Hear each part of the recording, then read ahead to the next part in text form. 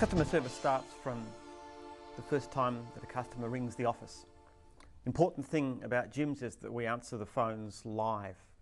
People don't like to talk to a machine, so somebody answers the phone. All of our admin centres are overmanned by normal circumstances because we have a KPI which actually says that 80% of calls should be answered within 20 seconds. So, answer the phone fast, very important. Obviously we need a polite, friendly, courteous response on the phone. The girls who answer the phone are knowledgeable. They're all people who understand the gym system. We don't use any outside companies. So if a client asks a question, we can give them an answer. Now that's something that we look at, and that's not directly to do with franchisees, but if a franchisee is not happy with the way the phones are being answered, we would encourage them to let us know about it so we can do something about that. After that, what we then do is we page out the job to the franchisee. The franchisee then, this is the most crucial step of all, has 2 hours to get back to that client, to give them a return phone call. Now, ideally, 2 minutes, ideally straight away. And what we've found is the quicker they get back, the more chance of getting the job. In fact, statistics show we did a survey of 2,000 clients, and we found that the one thing that determined more than anything else whether we were going to get the job was how fast that initial phone call came. If it was after 2 hours, the chance of missing out on the job doubled. It didn't matter so much when they quoted, it didn't matter so much when the job was done, but the important thing is when the call came. And not only that, but most of our complaints are simply from that one thing, failure to phone back. So it's very important. Some people say it's like, you know, it's not a real complaint, it's not like a service complaint. Actually, it is a real complaint. And a franchisee can lose their franchisee for no other reason than failure to call back. Okay, franchisee's made an appointment. Next thing that's got to happen, they've got to turn up on time. If they can't turn up on time, then they ring the client in plenty of time to let them know. Second biggest problem we have at gyms. In fact, those two together, 95% of our complaints, the vast majority of problems we have with customer service are two simple things. Phone back, turn up on time.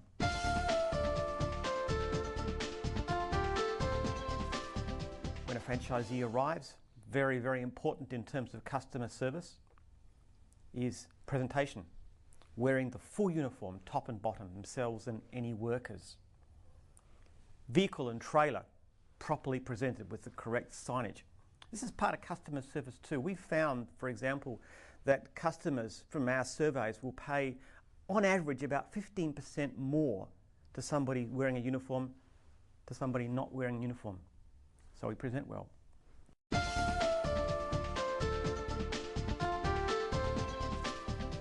We listen to what the customer wants. We find out exactly what they want to try and give them the perfect service from their point of view.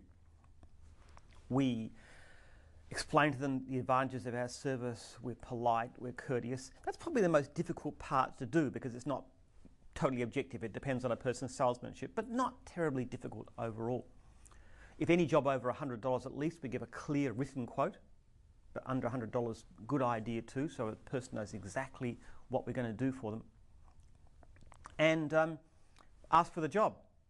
Now, the interesting thing about all that is, if we've done everything right, if we've answered the phones properly in the first place, if we've rung back quickly in response to the phone call, if we've turned up on time, if we're wearing a good uniform, if we present reasonably well, the customer really, really wants to use us.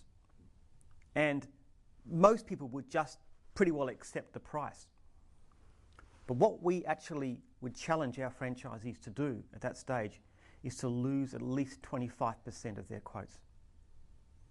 Because basically, if you're getting all your quotes, you're charging too cheap. And the great thing about great customer service, it's not mainly for the benefit of myself, of the franchisors, of the gyms group. It's mainly for the benefit of the franchisee. Because if we give great service, then we can charge the customer a very good price.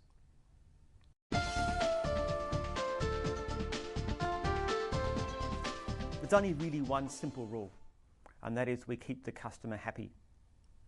Customer satisfaction is the only thing that basically matters in customer service. You can give the greatest job in the world, but if it's not what the customer wants, then you haven't done the right thing.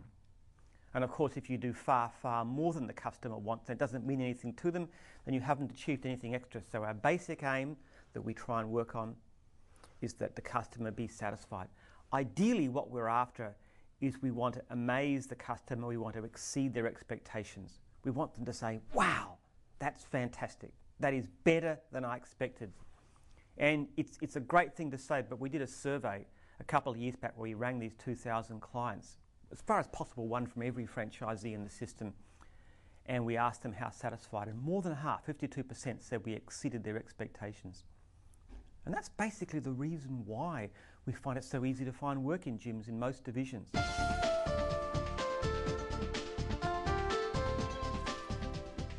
One simple rule: we make the customer happy.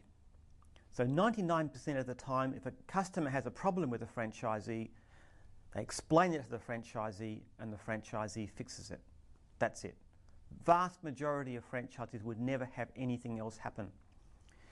If there was a situation where the customer is not happy, but the franchisee feels that they've done the right thing, what we would do is get the franchisor involved, the master franchisee.